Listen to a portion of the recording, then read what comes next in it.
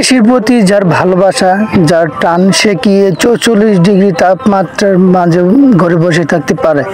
তো আসলে 44 degree Celsius তাপমাত্রার মাঝেও কিন্তু আমজাদ ভাই জমিতে আসছে। তিনি শশা চাষাবাদ করবেন 44 ডিগ্রি সেলসিয়াস তাপমাত্রার মাঝেও।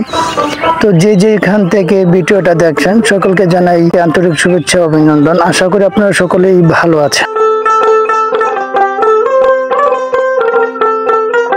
তো কিভাবে 44 ডিগ্রি সেলসিয়াস তাপমাত্রার মাঝে আপনার শশা চাষাবাদ করবেন সেই খুঁটিনাটি কিন্তু আপনাদের মাঝে পার্ট বাই পার্ট তুলে ধরবো। কিভাবে আপনারা চর্চা করবেন সেই তথ্য আপনাদের মাঝে পার্ট বাই পার্ট দেব।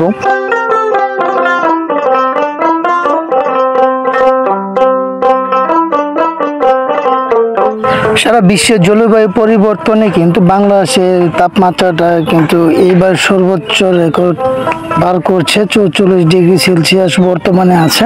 তো এই 44 ডিগ্রি সেলসিয়াস তাপমাত্রার মধ্যে কোন জাতের শশার বীজটা আপনারা রোপণ করবেন, কোন জাতটি রোপণ করলে আপনার শশা ভালো পাবেন বা ভালো একটা ফলন আশা করতে পারেন আপনারা, সেই বিষয় নিয়ে আলোচনা করব।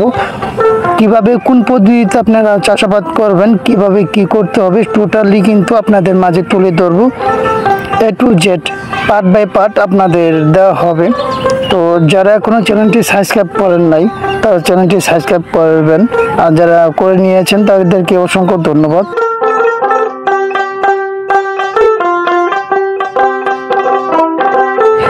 আজকে আমজাদ ভাই কিন্তু পুরো জমিনে কিন্তু বিডের প্রথম স্টেপ কিন্তু শেষ করবে, দ্বিতীয় স্টেপ শুরু করবে। পরবর্তীতে কি করণীয় সেটা কিন্তু আপনাদের মাঝে তুলে ধরবো। তো প্রথমত আপনারা জমিতে ভালো করে 4টা থেকে 5টা জমি চাষ করবেন, মাটিটা সফট করবেন, তারপরে বিড করবেন। তো যারা জমি তৈরি করার সময় সার প্রয়োগ করেন না বা কীটনাশক প্রয়োগ করেন তারা কিন্তু বিড করার পরও কিন্তু প্রয়োগ করতে পারবেন। কিভাবে প্রয়োগ করবেন সেটা কিন্তু আপনাদের মাঝে তুলে ধরবো।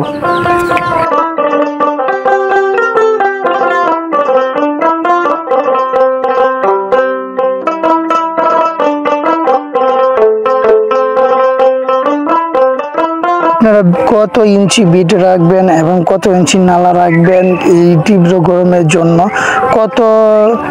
কত ইঞ্চি দূরত্বে আপনারা বীজ বপন করবেন সেটাও কিন্তু আপনাদের জানানো হয়।